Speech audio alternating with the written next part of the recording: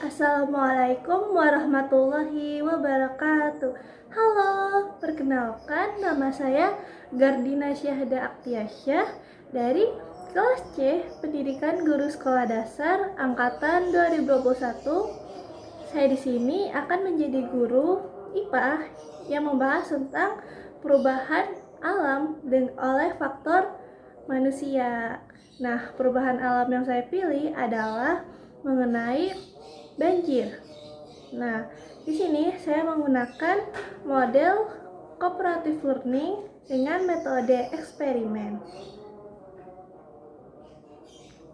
Dalam pengajaran ini saya akan menggunakan media yaitu tanah dan wadah yang diumpamakan seperti lingkungan hidup. Dan mari kita lihat eksperimen yang akan saya buat bersama murid-murid. Selamat menonton. Assalamualaikum warahmatullahi wabarakatuh anak-anak. Waalaikumsalam warahmatullahi wabarakatuh. Oke, selamat pagi anak-anak. Apa kabarnya hari ini? Pagi Bu. Oke,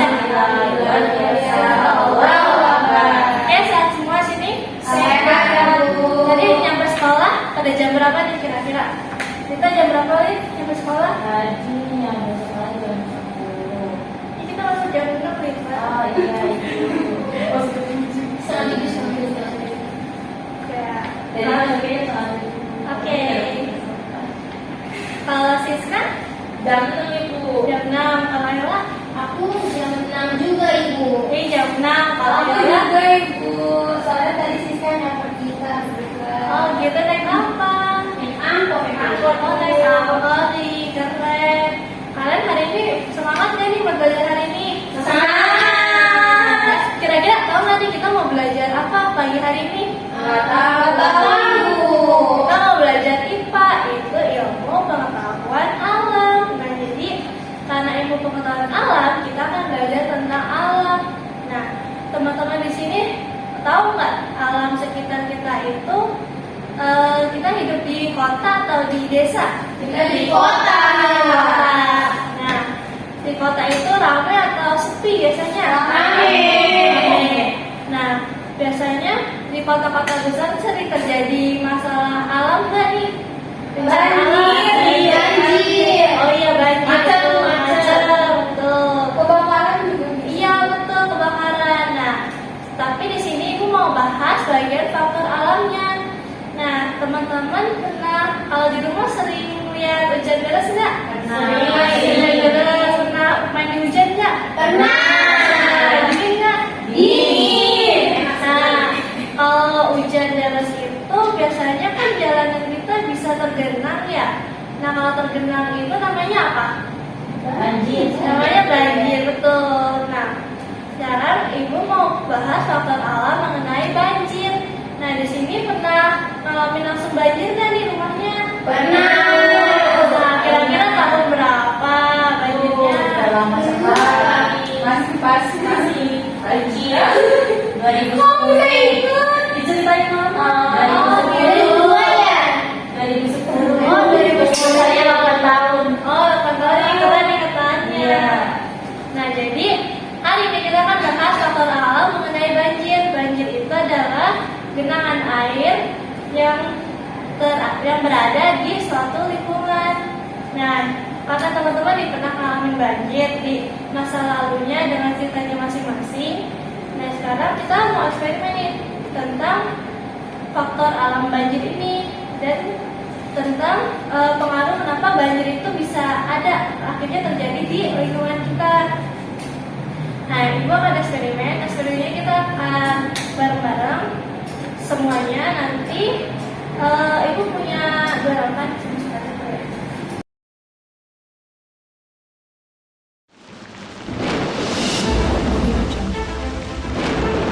Seberapa siapkah kamu akan banjir? Banjir terjadi karena dua hal, yaitu alam dan manusia. Faktor alam terjadi karena curah hujan tinggi, pasang air laut, dan sedimentasi di muara. Faktor manusia terjadi karena membuang sampah sembarangan, penebangan hutan, kurangnya resapan air, dan hindari untuk membangun pemukiman di bantaran sungai. Pencegahan pun tentunya bisa dilakukan dengan membersihkan sampah di sungai, menanam pohon untuk menambah resapan air, dan membuang sampah pada tempatnya. Saat banjir tiba, pantau informasi dari media massa.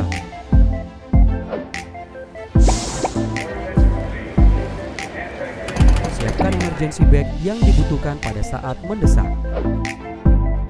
Taruh dokumen di tempat yang tinggi dan matikan sumber listrik. Lalu lari dan ikuti tanda jalur evakuasi. Pada saat melakukan perpindahan, hindari arus yang deras dan berhati-hatilah akan keberadaan hewan berbahaya yang bisa terbawa arus air. Berikut adalah pencegahan dan langkah yang bisa kamu lakukan. Jangan lupa untuk prepare, plan, practice. Kenali ancamannya, kurangi resikonya. Video ini dipersembahkan oleh Badan Nasional Penanggulangan Bencana.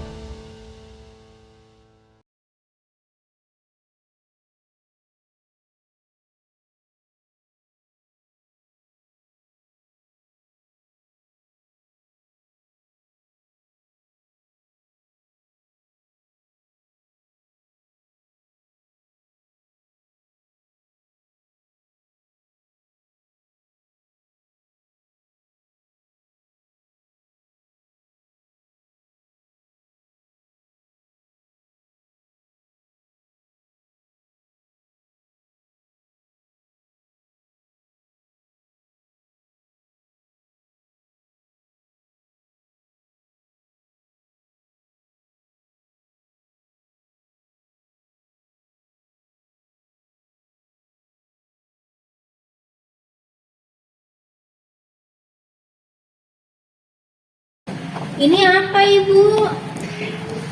Ini tanah. Ini tanahnya kita apain, Bu? Nah, di sini kan ada dua mangkok. Nah, dua mangkok ini kita ibaratkan sebagai lingkungan rumah kita. Nah, lingkungan rumah kita kan ada tanahnya. Nah, ini lingkungan rumah yang bersih, ini lingkungan rumah yang kotor. Nah, yang kotor coba kita ibaratkan ini ada sampah. Nah, ini sampah rumah kita nih yang kalau misalnya orang-orang suka buang sembarangan sampah-sampahnya. Nah, jadi kan tanahnya tertutup sampah. Nah, terus Ibu mau coba pakai air ini. Nah, jadi kan kita punya dua lingkungan. Nah, ini air kita ibaratin tuh air hujan. Nah, air hujan ini akan menghujani dua wilayah ini. Satu yang wilayahnya bersih, satu yang wilayahnya udah banyak sampah. Coba kita lihat. Kita hujan ini air hujannya. Nah, di wilayah yang bersih, air hujannya itu bisa meresap ke air karena nggak terhalang apapun. Ke tanah, Bu. Ke tanah. Iya, Bu. jadi dia nggak menggenang airnya, langsung meresap ke tanah. Ini gambaran kalau kita menjaga kebersihan lingkungan, kayak gitu. Iya. Nah, ini kita pindah ke lingkungan yang kotor. Anaknya cuma. Nih, kita siram air hujan.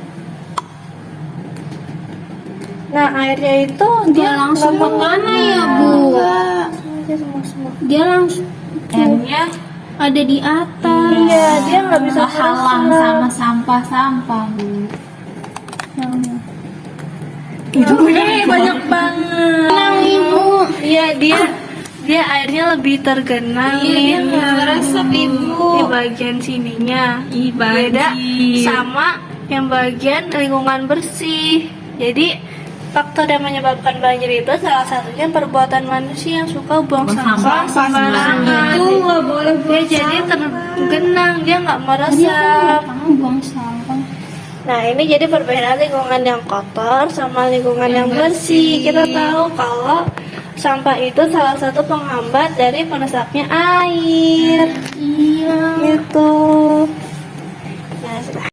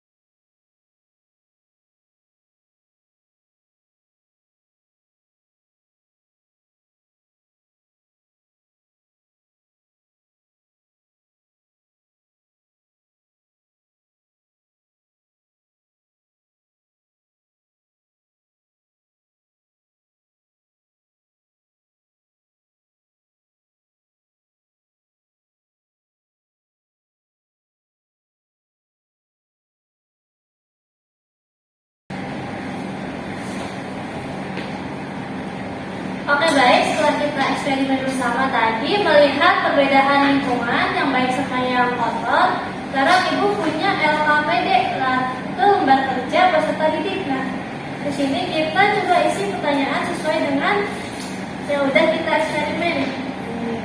Ini kelompok 1, ini kelompok 2.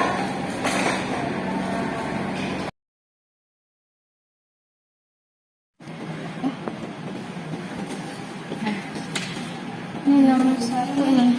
Apakah Nomor 1 tentang menyerap air? Tadi buat bersih, lingkungan bersih, dia bisa menyerap air.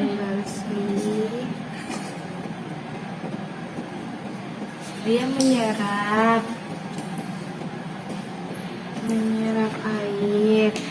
Kalau yang kotor, Dia enggak, dia mengenang tahu dia tadi. tidak menyerap air karena ada sampahnya.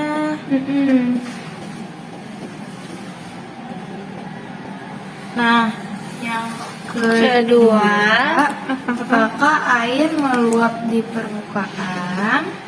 Kalau yang bersih tadi, Dia dia nggak meluap, tidak meluap, karena dia meresap ya. iya, karena Nah, airnya meresap ke tanah. meresap. Terus kalau yang kotor, Dia mengenang terus meluap. dia meluap Karena ketutupan sampah tanahnya. tanahnya ada sampah. Iya, ada sampah.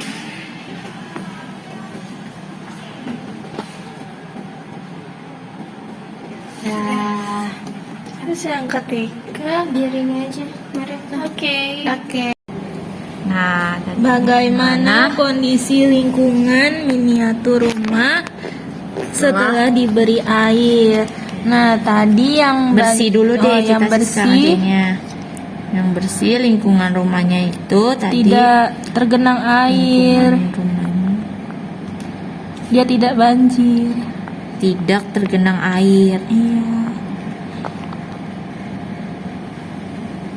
Nah, kalau yang kotor, Yang banyak sampah tadi ya yang dia kotor banyak sampah, lingkungannya tergenang air, terus banjir. genang air yang menyebabkan banjir.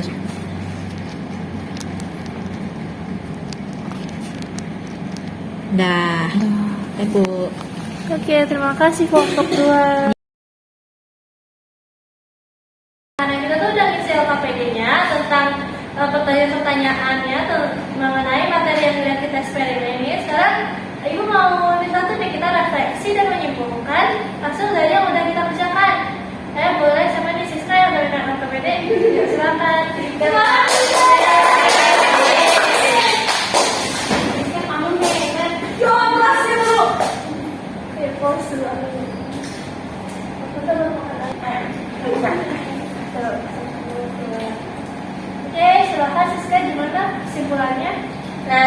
tadi hasil eksperimennya yang pertama, apakah tanah menyerap air? Jawabannya, kalau lingkungannya bersih, dia menyerap air. Nah, kalau lingkungannya kotor, dia tidak menyerap air.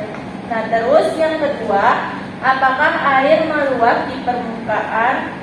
Nah, kalau yang permukaannya bersih, dia tidak meluap karena meresap ke dalam tanah. Nah, kalau permukaannya kotor, dia meluap karena tanahnya ada sampah. Nah, yang ketiga, bagaimana kondisi lingkungan miniatur rumah setelah diberi air? Nah, kalau lingkungannya bersih, itu lingkungannya tidak tergenang air. Nah, kalau lingkungannya kotor, ya lingkungannya tergenang air dan akan menyebabkan banjir. Nah, jadi kesimpulan hari ini, pembelajaran dari awal sampai akhir itu, kita harus menjaga lingkungan kita dari perbuatan-perbuatan manusia yang baik, yaitu seperti membuang sampah sembarangan, karena sampah itu bisa menghambat aliran air untuk meresap ke dalam tanah, sehingga air itu mengenang dan menimbulkan banjir. Nah, kalau udah banjir, lingkungan kita jadi kotor, nggak sehat, dan menimbulkan banyak penyakit lainnya. Nah, itu kesimpulan pembelajaran kita hari ini. Semoga siswa-siswa ibu ini bisa paham mengenai eksperimen yang udah kita lakukan, dan ibu nanti minggu depan kita akan melakukan eksperimen yang lebih seru. Semoga eksperimen kali ini membuat kesan yang baik untuk siswa-siswa ibu. Seru kok Ibu. Yeay. Baik, untuk ketua kelasnya Ella boleh pimpin doa. Bersiap berdoa. Selesai memberi salam. Assalamualaikum warahmatullahi wabarakatuh. Baik, terima kasih. Wassalamualaikum warahmatullahi wabarakatuh. Silahkan untuk pulang dan hati-hati di jalan. Makasih Ibu.